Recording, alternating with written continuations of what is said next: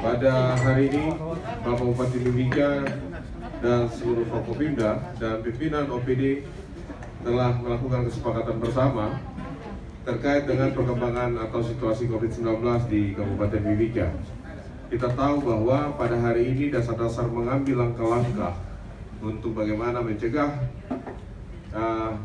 penyebaran COVID-19.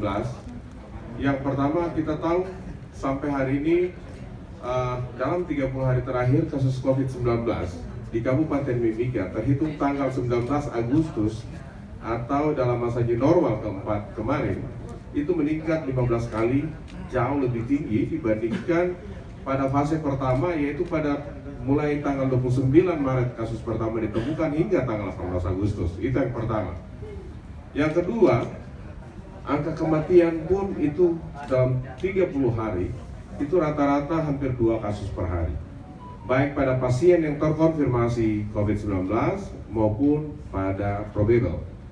Kemudian yang ketiga, baik pada kasus suspek, probable maupun kontak erat, rata-rata positif terkonfirmasi COVID itu semua di atas 30%. Kemudian gambaran yang cukup menarik, Tembagapura yang sebelum tanggal 18 Agustus itu pada zona merah, sekarang menjadi zona kuning. Kasus yang hari ini di Tembagapura tersisa 8 kasus orang yang masih diisolasi. Sementara pusat-pusat atau wilayah dengan kasus tertinggi hampir 300 kasus itu ada terfokus di Kota Timika, dan yang kedua adalah di Forsyth. Dengan melihat hal ini, Bapak Bupati Mimika dan seluruh Forkopimda telah menetapkan perpanjangan masa tataran kenormalan yang baru dengan melakukan pembatasan sosial yang dimulai aktivitas masyarakat diizinkan dari jam 6.00 sampai jam 21.00.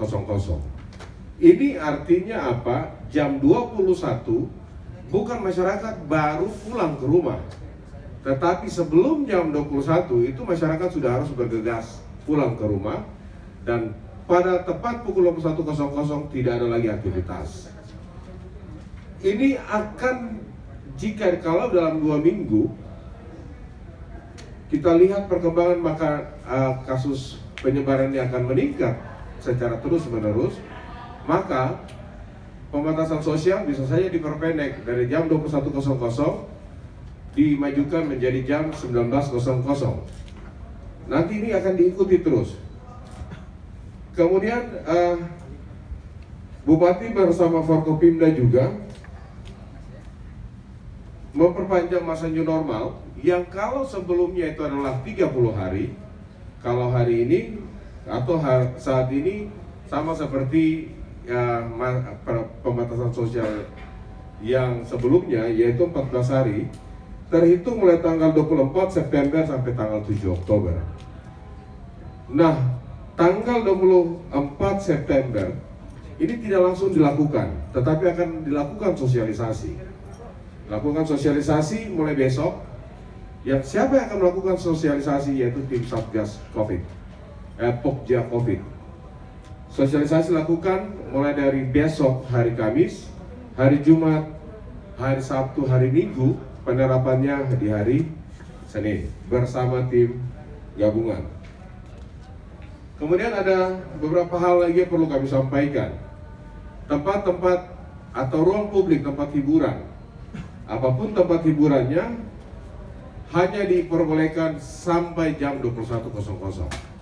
Sama halnya tadi dengan aktivitas sosial, jadi jam 21.00 tidak ada lagi aktivitas.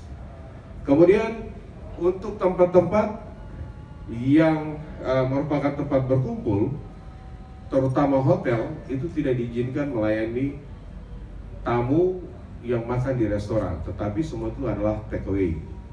Entah itu bawa pulang ke rumah, apakah itu pesan dari kamar, baik itu sarapan pagi, ataupun siang, ataupun malam.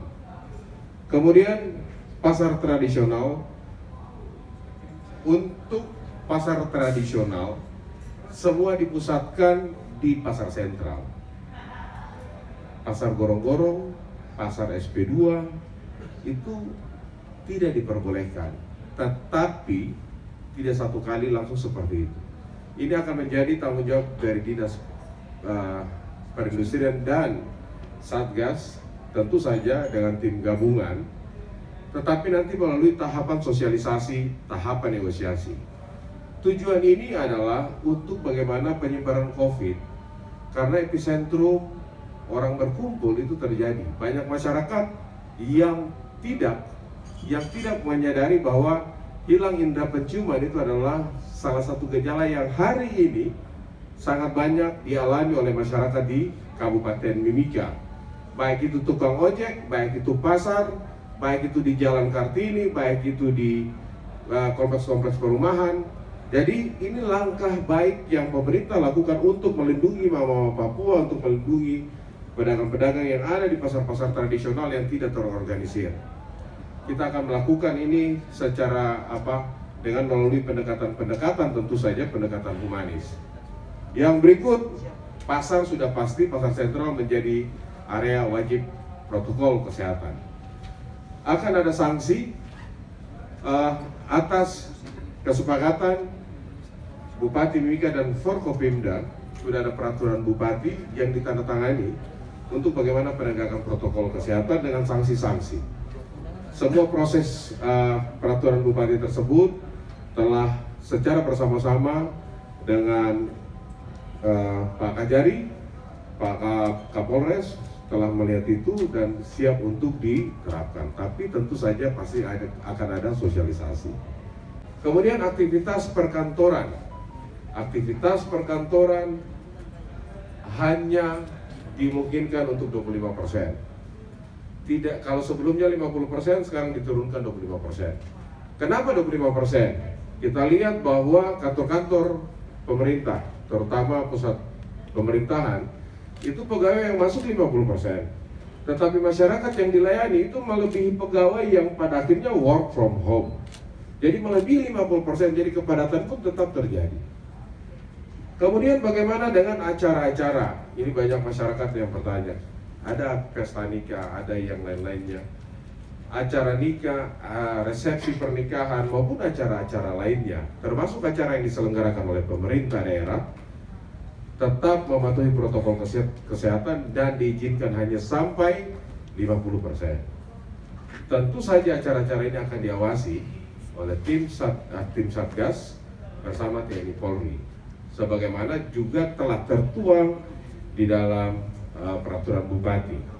Nanti peraturan Bupati sudah diterima, tinggal diberikan nomor, kemudian disahkan, kemudian setelah itu akan disosialisasi. Kami pikir beberapa hal yang bisa menjawab apa yang selama ini menjadi kegelisahan atau pertanyaan di teman-teman media. Saya sangat berharap